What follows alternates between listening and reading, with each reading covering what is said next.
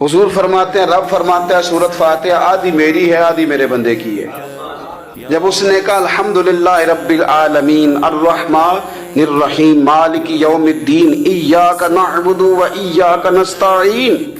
جب یہاں تک وہ لفظ کہتا ہے تو یہ حصہ میرا تھا۔ اس نے اپنے رب کی تعریف کی، اور جب کہا نا اس نے اہدنا الصراط المستقیم، اب بندے نے التجائیں شروع کر دی۔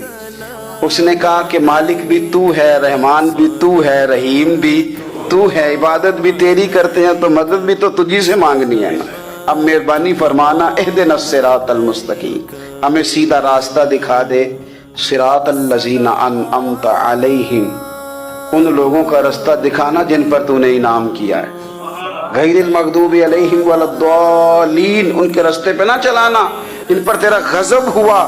جو گمراہ ہو گئے ان کے راستے۔ تو نماز میں جب ترجمے پر آپ کا غور ہوتا ہے تو آپ کا تو دل خود بخود لگ جاتا ہے، شوق بڑھ جاتا ہے آپ کا۔